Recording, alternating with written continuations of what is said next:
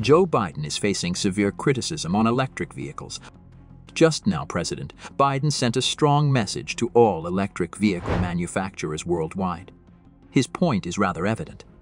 This week, the House is scheduled to vote on a bill that would repeal current federal restrictions aimed at gas-powered cars and prohibit any further mandates for electric vehicles. Tim Walberg, R. Mitch, and Andrew Clyde, E. R. Gay, proposed the Choice in Automobile Retail Sales Act during the summer. It will be reviewed by the House Rules Committee on Monday and may go to a floor vote as early as Tuesday. The Senate, where Republicans and Democrats sent, Joe Manchin just proposed comparable legislation, would then vote on the package if it passes.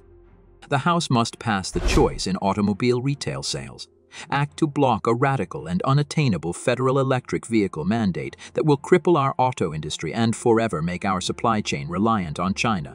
Walberg said to Fox News Digital on Monday, "The American auto industry is at its best when they are free to innovate and listen to the will of consumers and not constrained by bureaucracy.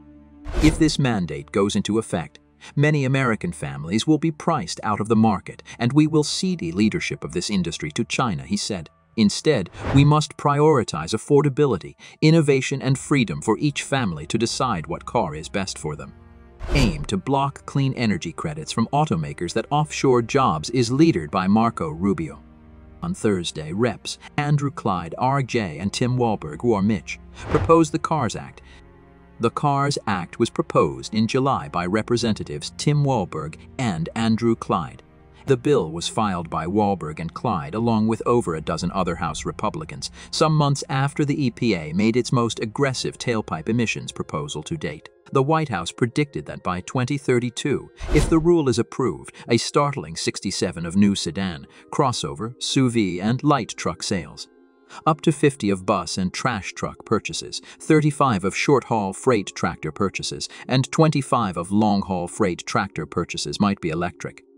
The EPA rules, which are a component of the Biden administration's larger initiative to increase electric vehicle use in the United States and combat global warming by reducing carbon emissions, would be blocked if the CARS Act is put into effect. Amid plunging sales, Ford dramatically scales back EV plant in breach of Biden's green energy goals. The CARS Act would not only outlaw the proposed tailpipe emissions limits, but also any rules requiring the use of any particular technology or restricting the sale of new cars depending on engine type. In addition, the bill would mandate that within 2 years, the EPA amend any rules that restrict new cars depending on the kind of engine.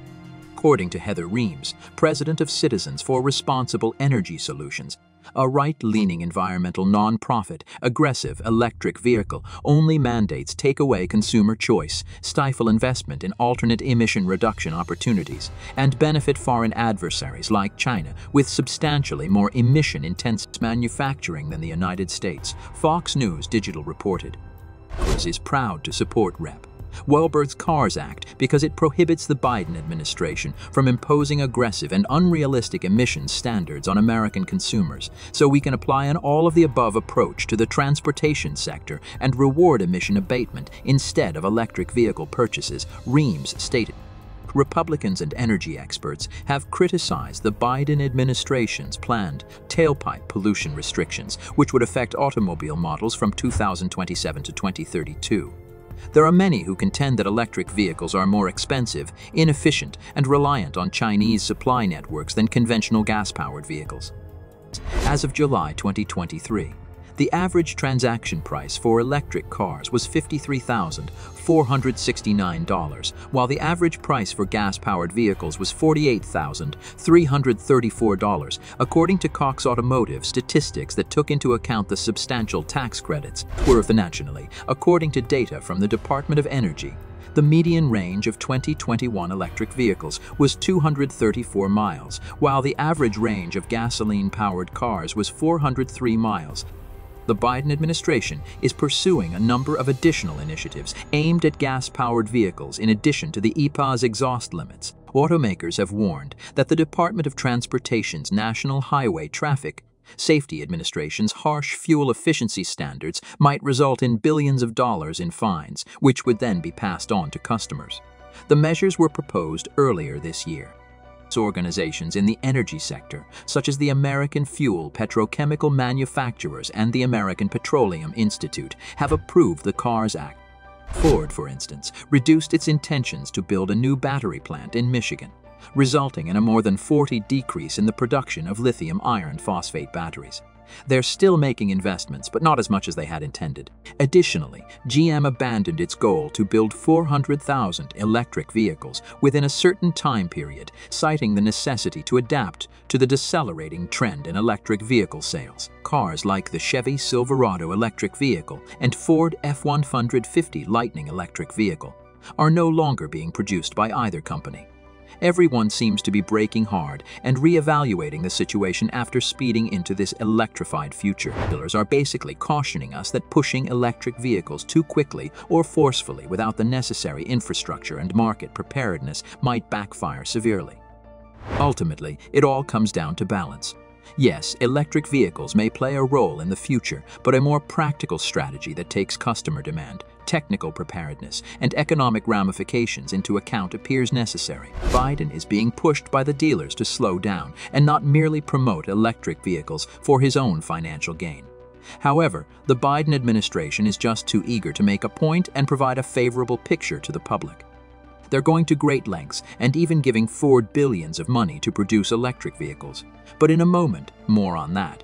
President Biden has taken a number of aggressive steps to further the cause of electric vehicle promotion in the United States. The main objectives of these programs are to increase the uptake of electric vehicles, provide the required infrastructure, and strengthen local manufacturing capacities. Nonetheless, some opponents contend that rather than directly tackling the high prices of electric vehicles, which may indicate a preference for political or personal benefit above customer affordability, the focus of these initiatives has been more on promoting electric vehicles in the market.